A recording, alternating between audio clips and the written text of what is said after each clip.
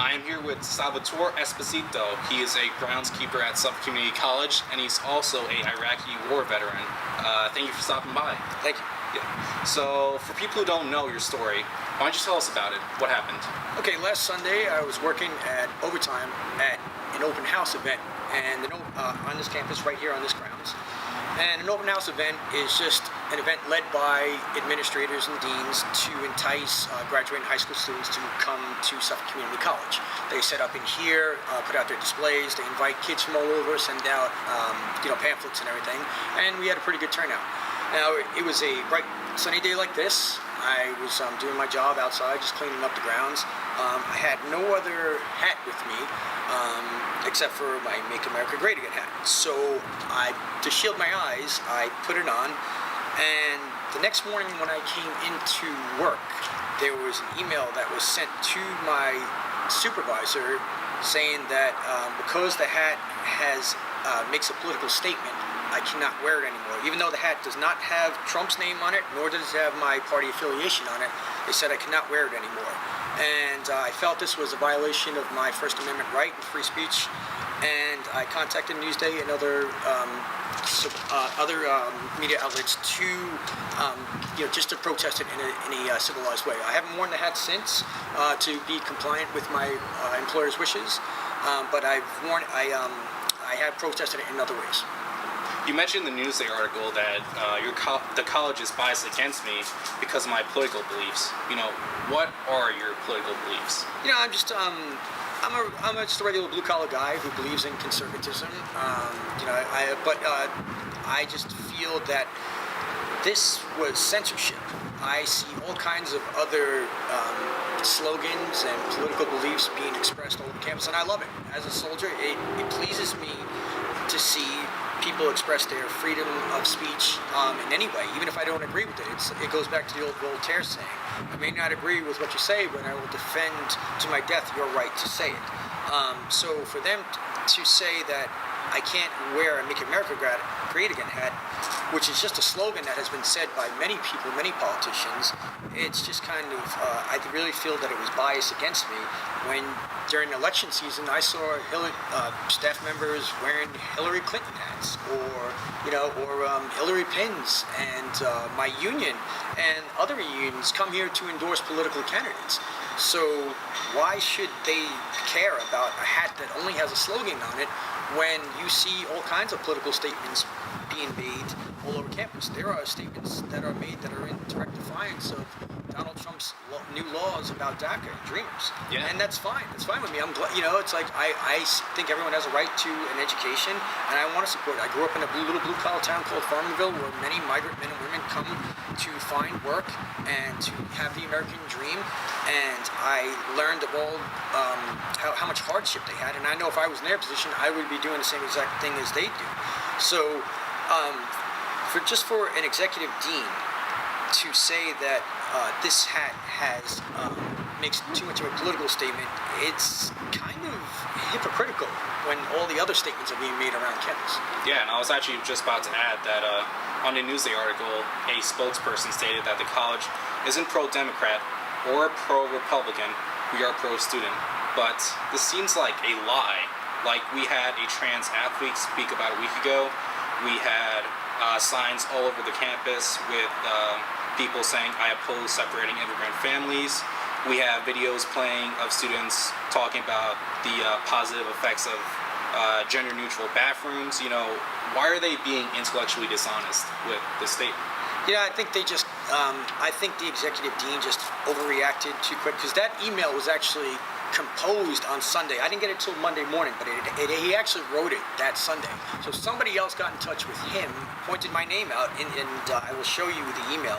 They actually mentioned my name in it, and that Sunday he wrote it out. I didn't get to the next day, but I think he shot a little bit from the hip, and he kind of overreacted, and now they're kind of backtracking. And I'm glad that all these other people are getting their chance to express themselves. Remember, guys, that President Trump last month signed an executive order guaranteeing free speech to all students on all campuses throughout the United States.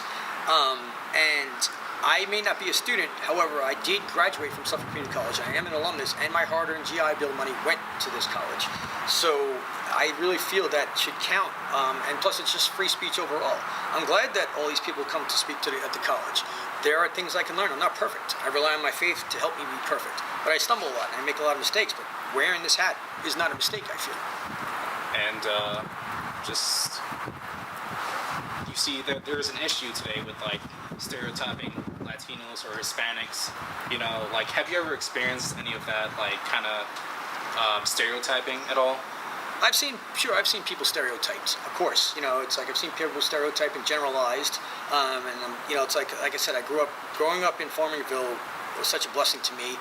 I got to learn all about all different types of cultures, especially the Spanish culture. You know, I'm Italian and Irish. My grandparents came here from Italy and Ireland, and I've seen them get generalized and stereotyped. And I've seen, but I hate it when people really get stigmatized, and no one should be stigmatized about for anything. And you say that the dean is now backtracking. Like, what are they doing exactly to make that happen? He went and said that it was a uniform issue, and I have worn, like I said in Newsday, I've worn all different types of caps here and there on campus, Jets hats, Islander hats. Nothing was ever said to me about a uniform issue, a hat issue. As far as I knew, there was no anything about headgear, and no one has ever been disciplined for wearing any other type of hat before. Or no, I have not known anyone who has been even like told that they cannot wear any type of other hat. But lo and behold, I wear a "Make America Great Again" hat, and something gets put in writing for me. I mean, I'm just shocked by the story. Like,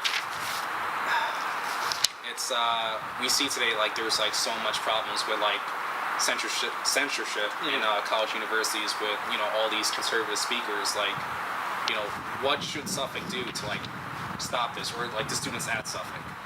I really believe that just keep exercising your free right speech. Remember what Donald Trump passed last month, that executive order. Don't do anything that'll be, you know, pervasive, or, you know, that'll incite a riot. But you know, just do things diplomatically. You know, do things the American way. You know, if you disagree with something, just do it politically. You know, and try and speak to everybody else. I work with a devout liberal. He's 20 years my junior. His name is Patrick. Really nice kid. And we disagree on a lot of things, but we talk, and I learn from him, and he learns from me. And that's what I encourage: just open communication. Don't let anybody censor you, and just, you know, keep an open heart and an open mind. And you said that, like, you know, the hat will cause some sort of riot. Like, is that the reality? Like, it will cause a riot if you wear a MAGA hat? I guess that's how they feel. I never felt that way, that the hat would cause a riot. I'd never seen, it's like, not here. You know, it's like, that day, not one student said anything to me. You know, current and former and potential students were here, and no one said anything about my "Make America Great Again" hat. It just came from the dean, and I think he really set a poor example as an executive dean. What are you saying to the young men and women who want to potentially come here, that they will meet bias about if they wear a "Make America Great Again" hat? So I really feel that the dean failed, and whoever notified him of me wearing the hat, I think they failed too in their position. I don't care that they do not like the hat. I mean, it's like, I care that they, you know, that they have their opinion. But it's like, all right, you have your opinion, I have mine. It's like, what would you do if I tried to censor you on your issues? You would react the same way I'm doing. You would try to protest it in other ways. Yeah, I see. But you also talk about how you want to be a writer after you retire on the Newsday article. Like, have you had any like current or future projects that you wrote? Yes, I've been published, guys. I've been published before. I have 2 books that were published, not self-published. I've been published by McFarland, which is an academic publisher. It's about my first term of service. It's not only a slice of military history, it's also a slice of New York history. I was in a hospital unit as a medic. We were dispatched to go into Abu Ghraib after the abuse scandal. You guys are too young to remember that. But at the outbreak of the Iraq War, there was a prison in a city called Abu Ghraib, and it was called Abu Ghraib Prison, and many human rights violations took place there. U.S. soldiers had abused many prisoners of war, and it'll come to mind, like, you know, about the many bad things that happened there. Our unit, the hospital unit, was sent in there after the abuse scandal to raise the level of detainee health care. And we did that very well, not only for the prison, but also for the surrounding community. And my book is all about that. But still, when I tell people my own age about where I served in Iraq, I automatically get stigmatized as one of the people who committed the crimes at Abu Ghraib. I don't want to see that happen with anyone who wears a Make America Great Again hat. I don't want to see anyone else get stigmatized for any of their beliefs, or generalized, or stereotyped. Yeah. And we've ultimately seen, like, you know, just outside of this college, like, there was a person who wore Make America Great Again who was attacked by actually an illegal immigrant, and she got deported after. And we had another story about a couple weeks ago where this person who wore a MAGA hat, he was pretty much just like verbally harassed by this woman. And then this woman, she pretty much tried to like rally up like a crowd, and like no one ultimately ended up like supporting her at all. Is there an issue with the hat at all? Like, you know, if there is, it really comes down to like who the I think that some people, I guess, will overreact. You know, but I haven't seen it like any students here overreact to like I said, that day I had the hat on, no student overreacted to me about it. You know, it was just the deans that overreacted about it. So and the faculty. So, but still, it's like if you don't like the hat, don't get extreme about it. Just protest it in your own way. You know, it's like give a voice. Don't give a fist. And don't hurt anyone over it. It's like if you don't like Donald Trump and you don't like his policies and you don't like his slogans, don't say it, and just do your part at the voting booth and vote who you feel the candidate is going to best represent you and your ideals. Yeah. And do you see like this issue of the hat having like, is it only like a left-wing issue, like only like leftists are like this violent, or is it also something that the right has? You know, you get extremists on both sides, guys. You know, there's extremists, and you know, you get your extremists in all parties, you get your zealots in all parties, but they do not represent, you know, I feel that, you know, these extremists will never truly represent an entire party, because there's on both sides. You know, you get some radical right wingers who commit crimes against people, and same thing on the left. You know, you get a lot of left wing. You know, I really don't want to judge the Democratic Party based on what some few people do about the MAGA hat, and the same thing. I don't want to generalize anybody in my party about, like, you know, for the things that they did. Jeez, and I mean, you're like an Iraqi war veteran. Like, can you tell us more about the sacrifice that you made for our country? You know, it's like I had the benefit of serving. I was so blessed to serve with the best soldiers in the world. It's like just being around those professional men and women, because it was Army it was Army Reserve.